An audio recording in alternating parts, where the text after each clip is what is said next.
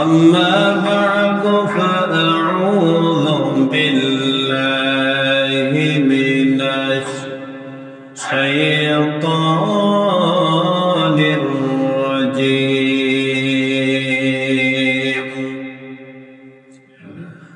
بسم الله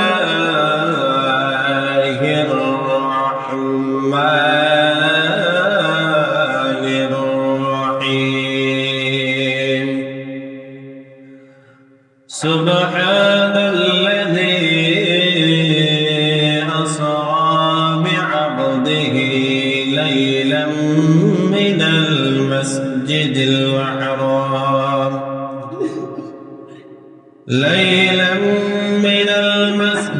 الحرام إلى المسجد الأقصى الذي باركنا حوله لنريه من آياتنا إنه هو السميع البصير.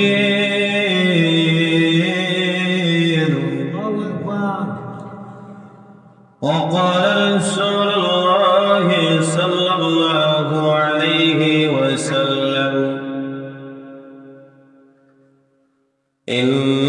إنما المؤمنون أو كما قال عليه الصلاة والسلام إن الله وملائكته يصلون على النبي يا أيها الذين آمنوا صلوا عليه وسلموا تسليما. আমরা সবাই জোরে সাথে দরুদ শরীফ পড়ি।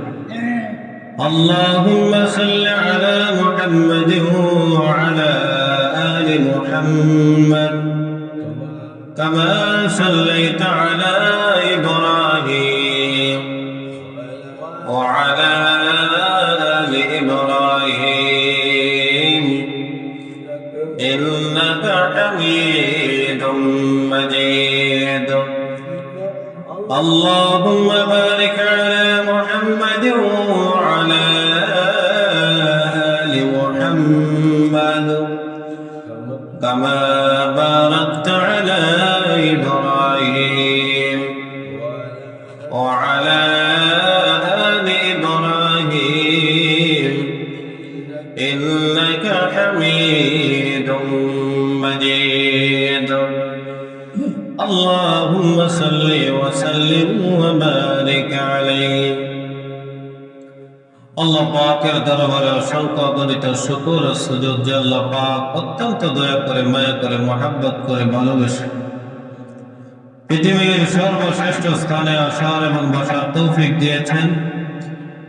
তাই আমরা অন্তরস্থল থেকে মনের গভীর থেকে আল্লাহ রাব্বুল আলামিনের শুকরিয়াটুকু আদায় করি বলে আলহামদুলিল্লাহ। মসজিদে আসার শক্তি দিয়েছেন কে? বসার শক্তি আল্লাহ, নামাজ পড়ার শক্তি দিবেন কে? আল্লাহ। সব কিছুর মালিক কে? আল্লাহ। আল্লাহ। আমাদের আশেপাশে মৃত্যুর মিছিল চলতেছে। কিসের মিছিল? মৃত্যুর মিছিল। কারণ হলো রাত্রে ঘুমাইলে মাইক দিয়া কয় ইন্না লিল্লাহি, সকালে কয় ইন্না লিল্লাহি, জোহরে কয়, আসরে কয়, মাগরিবে কয়, এশারে কয়। তাহলে মানুষ মৃত্যু বরণ করবে, এটাই সঠিক সিদ্ধান্ত। তারপরেও মানুষের ক্ষমতা গড়ায়, থাকার গড়ায়, তারপরে মানুষের ক্ষমতার দাপট তারপরে শেষ হয় না। শেষ হবে তখন যখন অন্ধকার কবরে যাবে, ঠিক না? এর আগে মনে হয় না আমার যে যারা জ্ঞানী, যারা বুদ্ধিমান, তারা বলে আমরা একদিন এসেছি। আমি যদি এসেছিলাম ভাই, কেঁদেছিলাম আমি, হেসেছিল সবাই। আবার এমন জীবন যদি করলে গঠন, মরিলা হাসিবে তুমি, কাঁদিবে বাবা। তাকেই মানুষ বলা হয় যারা মারা যাওয়ার পরে মানুষরা কান্না করে, তাকে মানুষের জীবন বলা হয়। কিসের জীবন? যদি আপনি মারা যান, মারা যাওয়ার সাথে সাথে মানুষে বলে ইন্না লিল্লাহি ওয়া ইন্না ইলাইহি রাজিউন, মানুষের মন থেকে যদি বলে। আর যদি মানুষগুলা বলে মানুষ একটা ছিল কত চমৎকার, চলাফেরা কত চমৎকার ছিল, ওটা ভাষা মানুষের সাথে কত ভালো ছিল, ব্যবহার থেকে মানুষের সাথে কত ভালো ছিল, আজ যে মানুষটা দুনিয়ার থেকে চলে গেল, অন্তত পক্ষে আপ শব্দটা বলার পরে ইন্না লিল্লাহি ওয়া ইন্না ইলাইহি রাজিউন বলার নাম হলো মানুষ। কি? আর যারা এক শ্রেণীর মানুষ আছে, এখন বর্তমানে বেশিরভাগ নোংরা রাজনীতি চলতেছে। বাংলাদেশের ভিতরে সব থেকে বেশি নোংরা রাজনীতি চলতেছে। কারণ হলো যারা রাজনীতি করার পরে মারা যাওয়ার পরে ইন্না লিল্লাহ পড়ে না, আলহামদুলিল্লাহ পড়ে। ঠিক না? তাহলে রাজনীতি করবেন না, এলাকার মানুষের ভালো পায় না, সমাজের মানুষ ভালো পায় না, নিজের ঘরের মানুষও ভালো পায় না। এই রাজনীতি করার আমাদের কোনো দরকার নাই। এমন রাজনীতি করবেন যেন আপনাকে দশে এবং দেশের মানুষ আপনাকে সাপোর্ট করে। ঠিক না? কিন্তু আমরা এরকম রাজনীতির সাথে জড়াবো না, এমন রাজনীতি করবো না যে রাজনীতির কারণে আমার এলাকার মানুষ কষ্ট পাবে, আমার গ্রামের মানুষ কষ্ট পাবে, আমার ঘরের ফ্যামিলির মানুষগুলা কষ্ট পাবে। এইরকম রাজনীতি তো করবোই না। এরকম নোংরা রাজনীতির সাথে আমরা সাপোর্ট করব না। ঠিক না? ভোট দিয়া যতটুকু অন্যায় সাপোর্ট করলে এতটুকু অন্যায়। কারণ হলো অন্যায় যারা সাপোর্ট করবে, অন্যায় করে যতটুকু গুনাহ, সাপোর্ট করলেও ততটুকু গুনাহ। সাপোর্ট করলেও জালেমরা যদি মনে করেন জালেম জুলুম করতেছে পরিবার এই মানুষদের উপরে, জালেমের সাথে যদি গিয়ে আপনি একটা কথার দ্বারাও সাহায্য করবেন, আপনিও জালেমের অন্তর্ভুক্ত। বুঝছেন? জালেম হওয়া লাগে না, জালেমের দল করলে আপনি জালেম। যদি মনে করেন হারামখোর যারা আছে, হারাম খাইতেছে, গিয়া একটা কথা শুধু বললেন, এই মানুষটা হারাম কাজে লিপ্ত আছে, আপনি তার কাছে গেলে হারাম কিছু পাওয়া যাবে, আপনি ওই মানুষ হারাম খায় যতটুকু গুনাহ, আপনি সাপোর্ট করার কারণে আঙ্গুলটা দেখায়া দেওয়ার কারণে এতটুকু গুনাহ। বুঝলেন কথা? আমরা তো সরাসরি আমরা হারাম কাজের সাথে জড়িত, তাহলে যারা আঙ্গুল দেয়া গেলে গুনাহ হইল, যারা করলো তারাও গুনাহ হইল। তাহলে বলুন তো এসব গুনাহ করা যাবে? তাদেরকে সাপোর্ট দেওয়া যাবে না, তাদের সঙ্গ দেওয়া যাবে না, তাদের সঙ্গ অঙ্গ পিছনে ঘোরাও যাবে না। এখন এমন একটা সময় আসতেছে, 5 কেয়া 7 কেয়া মানুষের ইমান বিক্রি করবো। আর 1 মাস আছে। কয় মাস? 1 মাসও নাই, 5 টাকার 7 কেয়া ইমান বিক্রি করবো। মানুষ দেখবেন কিছু সংখ্যক মানুষের খেয়াল করে দেখবেন, ফোজার আগে কিন্তু ফাড়া বিক্রি হয় না। কিসের আগে? ফোজার আগে ফাড়া বিক্রি হয়। রমজান কোরবানির ঈদের আগে গরু বিক্রি হয়, ছাগল বিক্রি হয়, মহিষ বিক্রি হয়, গোট বিক্রি হয়। ভোটের আগে কিছু কিছু মানুষ বিক্রি করা হয় কি হয় না? ভোটের আগে যারা বিক্রি যায় তারা মানুষ না, মানুষ না বের পশু। 500 টাকা দিয়ে মাথা বিক্রি করে, কয়টা দিয়ে? 500 টাকা দিয়ে রাত্রে রাত্রে বিক্রি করে দেয়। তাহলে বোঝা গেল আমরা যদি যাদেরকে ভোট দিব, যাদেরকে সাপোর্ট করবো, তারা ইসলামিক মাইন্ডের হবে, এমনকি তারা বলবে আমরা রাষ্ট্র কোরআন দিয়ে পরিচালনা করবো। কি দিয়া? কোরআন দিয়ে যারা পরিচালনা করবো। আর যারা বলবে আমরা কোরআনের আইন চাই না, কোরআনের আইনে আমরা বিশ্বাসী না, শরীয়ত আইনে বিশ্বাসী না, তাদেরকে ভোট দেওয়া হারাম। তাদেরকে ভোট দেওয়া হারাম। কারা? যারা ইসলাম বোঝে না, ইসলামের বিরোধিতা করে, শরীয়ত আইনের বিরোধিতা করে, তাদেরকে ভোট দেবে দূরের করা কথা, তাদেরকে সাপোর্ট করা হারাম। তাদেরকে সাপোর্ট করা কি হারাম?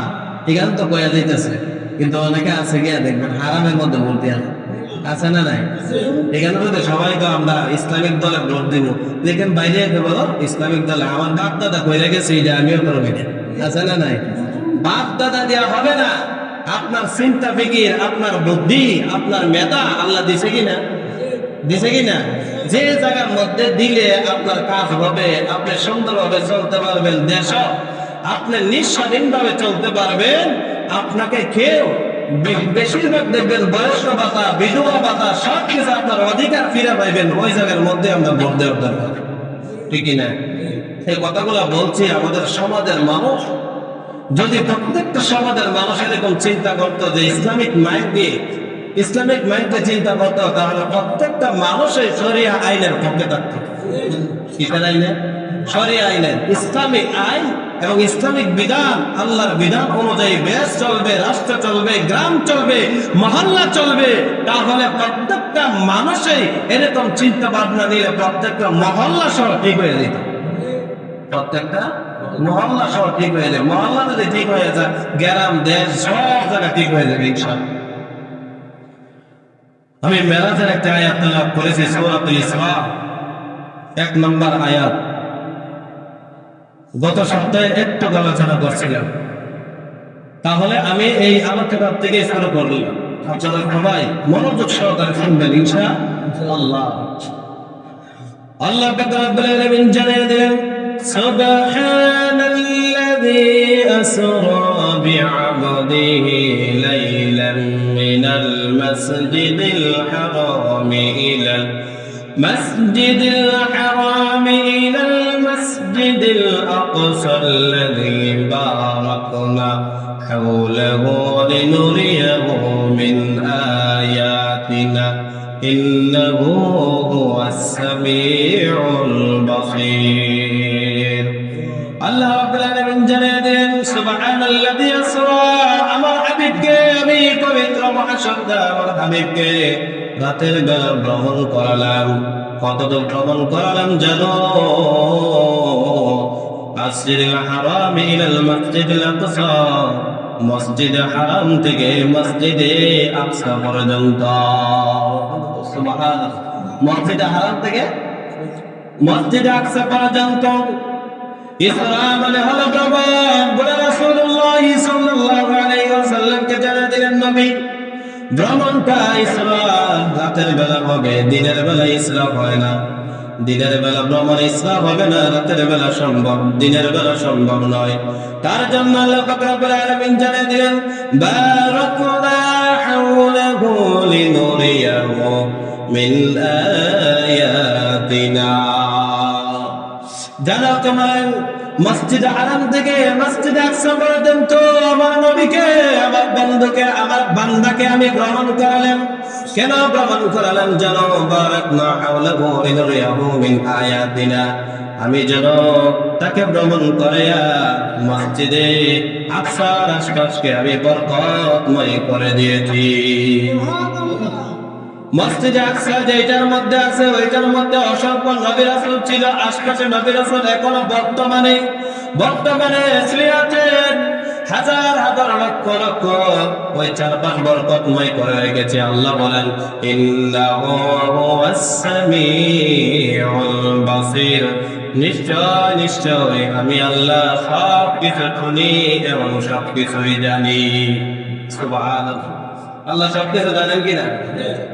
তার বন্ধুকে কেন ইসরা করালেন, কেন মেরাজ করালেন?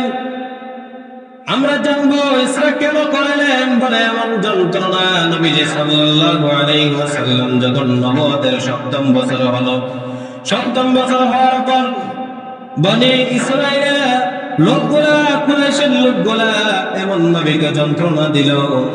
যন্ত্রণার কারণে এমন একটি আরোপ করলো, বিরোধিতা করলো, নবীদের দাওয়াতি কাজ বন্ধ করে দেওয়ার জন্য চেষ্টা করলো।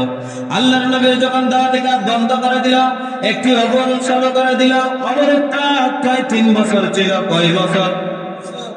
বনু হাশিম এবং বনু মুত্তালিব গোত্রের লোকদেরকে একটি শিয়াবে আবু তালেব নামে একটা পাহাড় আছে, ওই পাহাড়ের মধ্যে প্রায় 3 বছর বন্দী করে রাখা হয়েছে।